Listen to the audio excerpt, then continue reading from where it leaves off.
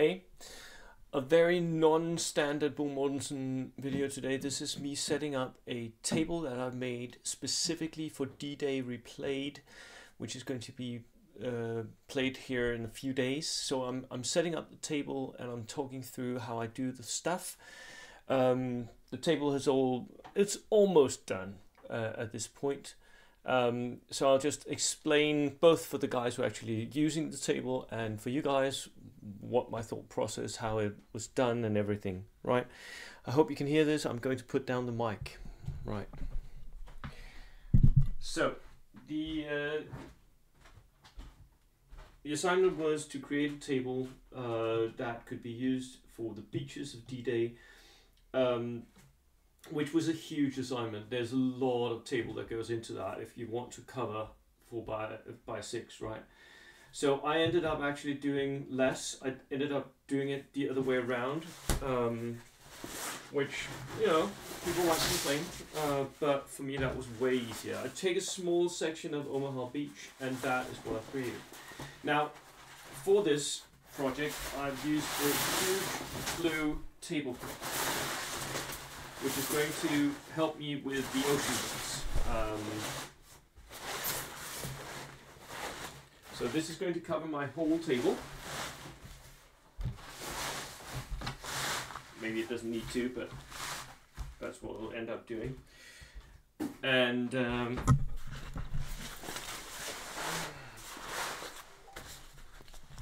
we go. Right, you guys can hopefully still hear me. You can. Right. So this is going to be an abstraction of water. I do have these, which I'm going to include, at least in this build, some printouts of water. Let me just show them to the camera a little bit. So these are beach printouts. I'm going to make sure that these connect really well. And then I'm going to spread them out along what's going to be the beach. So they're going to be around here. Now, this would all be a lot easier, of course, if I had a beach mat, but I would not buy one even if I felt like I'd found one that was good, simply because beach mats, how often do you use them? Almost never. Almost never.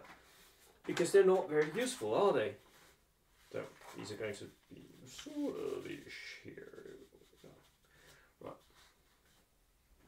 You never use them because most of the time games on that, like with a lot of sea, they're just not fun. They don't work. So yeah, that's not going to happen. Now I've created a bunch of these. So this is part of the hills at Omaha-Beach. We've got a bunker here, which you can lift off the roof, so it's fully playable. It's embedded in the foam. This is all made with polystyrene foam, and then kitchen cloth that's soaked in PVA, and you know, bits and bobs. Like I've made it so that there's a little bit of trench line going behind, and then flocked it, and yeah, so that's the beach. This is going to go here at the end. Then I have a ramp. That was one of the worries that I had, was how do soldiers get up? So I created a ramp, because of course the Americans are going to have a chance to climb up off that beach up and take the German positions, right? So this goes here.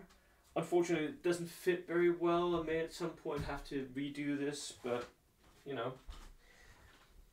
And then the final bit of the tall cliffs is this one, which is just a piece of like trench line. You can see that. Looking neat, I must say. It really turned out well. So that is my 4 foot of German, that's the tall bit at Omaha Beach. Now, in front of that tall bit, there was a seawall that was mainly there to protect the cliffs, not from assault, but from simple, erosion by water. So I've created these bits, which are half the height of the other bits, but have a wall at the front, right? Again, I've made sure that there are some ramps where the infantry, the tanks can go up, so that the assault will be a little bit, less daunting. You don't have to climb all the way. I made them in 2 widths, so I've got one that's like that, and one that is a quarter that, I guess, a third maybe. And these are going to go like in different places. They are all, because they're like, I haven't put them together in a certain order, so they can all like go wherever you want them, which is nice. So I'll have an opening here in the seawall. This one will be here, so the ramps can lead up to the second ramp, and then here like that. And that is the beach line with the defenses all set up. Now, in front of this, we're going to have some beach. And this one is done with sand.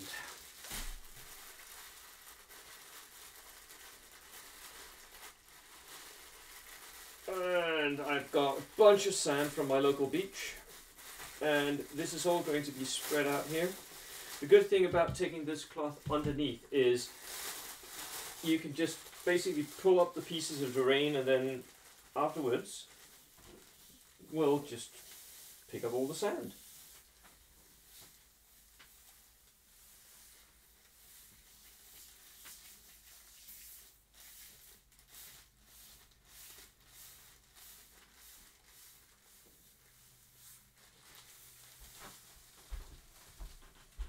I have a few bags of this sand, so there is enough for this beach and for a little bit more if I need it. Sand is always, by the way, quite useful in your hobby life. I know a lot of people who buy it, but since there's a lot of beaches near here, I don't. I just pick it up. But it's really useful for bases and stuff. And this sand is quite fine. It's my favorite beach here in Denmark. And because it's actually natural sand, it does create kind of a lot of beach feel to it. Like, I hope you can see that. And it covers up quite a few of the mistakes that I've made. Right. I'm piling it up so that it blends the whole terrain together.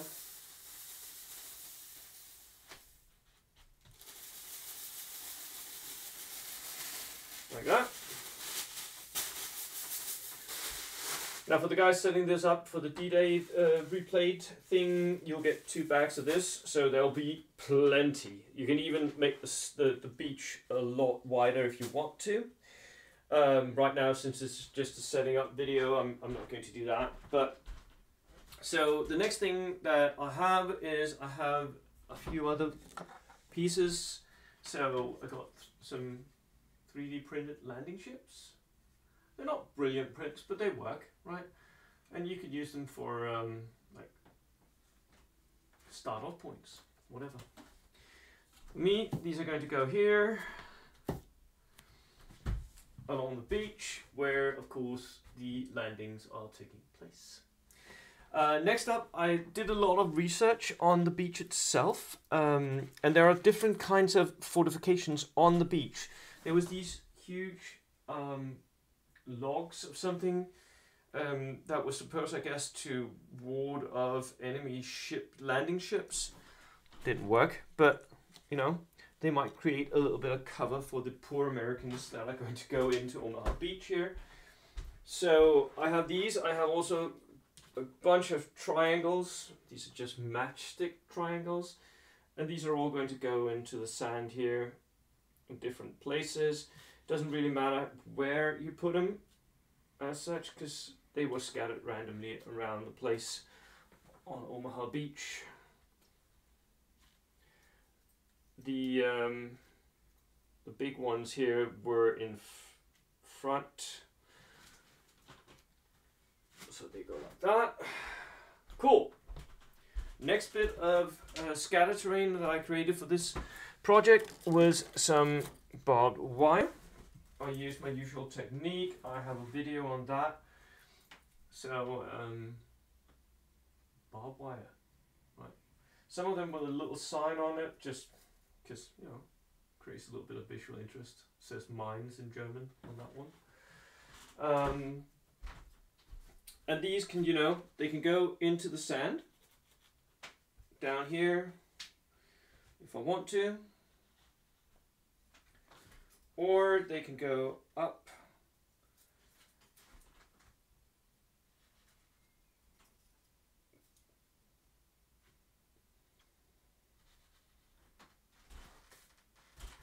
right, and that's my setup. That is the setup of Omaha-Beach that I created for the D-Day Replayed.